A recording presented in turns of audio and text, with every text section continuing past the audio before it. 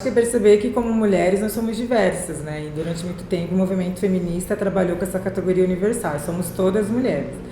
Mas esquecendo que existem mulheres que partem de outros pontos. Tem mulheres negras, mulheres lésbicas, mulheres indígenas, até de questão de região. A gente está aqui, somos sudestinas, tem mulheres nordestinas. Então, não tem como pensar essa categoria de forma universal, né? E aí, por pensar de forma universal, somos todas mulheres, as mulheres brancas não entendiam que elas tinham privilégios e que elas podiam oprimir outras mulheres, né? Então, mulher está lutando pelo direito ao trabalho. Esquece que as mulheres negras no Brasil já vieram na condição de escravizadas, no pós-abolição, seguiram trabalhando como domésticas. Na verdade, como diz Bell Hooks, essas mulheres queriam direito ao acesso a um trabalho que fosse um trabalho reconhecido socialmente. Porque as outras mulheres negras e as mulheres pobres já sabiam que o trabalho não ia libertar elas, muito pelo contrário, era uma questão de sobrevivência.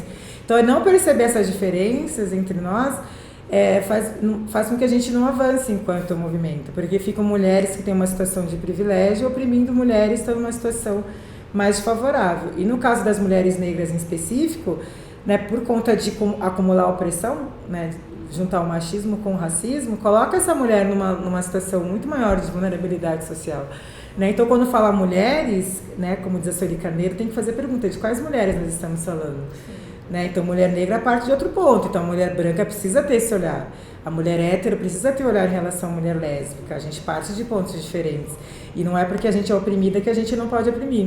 Sim, a mulher cis em relação à mulher trans, a gente pode oprimir. E se a gente não tiver esse olhar, às vezes as feministas negras foram umas primeiras a questionar isso das mulheres brancas, colocar muito como vítimas, somos vítimas, mas eram mulheres de classe média, ou mulheres ricas, reproduzindo opressões. Então, sim, dentro de casa, a sua empregada doméstica não tem direito, cuidando do teu filho para você ir trabalhar, né? E quem está cuidando do filho daquela mulher? Né? Então, a gente perceber que a gente pode oprimir sim, e se a gente realmente pensa num modelo de sociedade onde a gente realmente quer uma transformação da sociedade, a gente começar a se questionar também, né? E ver qual que é o nosso papel nisso tudo, né? Porque se racismo, machismo e opressão de classe são estruturais, lutar contra uma, mas reforçar a outra, está alimentando a mesma estrutura, né? Então, acho que o feminismo negro faz a gente fazer aquela pergunta que é até que ponto você condena, até que ponto você alimenta o poder que você condena. Quer dizer, você está condenando, mas você está alimentando ele. Então, como é que a gente transforma se você está alimentando, né, essa estrutura? Você tem que estar muito preparado para a autocrítica, né? E as pessoas, em geral, não estão muito afim de se olhar no espelho. Eu tenho essa visão, assim. Acho que é muito difícil se olhar e se ver a gente da sua própria opressão, né? Não vê e se ofende. E se ofende e não quer pensar. Em vez de pensar, às vezes, você foi racista, a pessoa fica, eu não sou racista.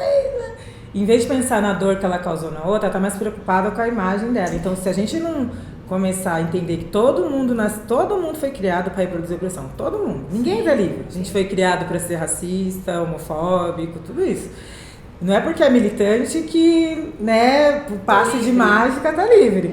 E aí, se também não começar a olhar para si, fica realmente difícil, né?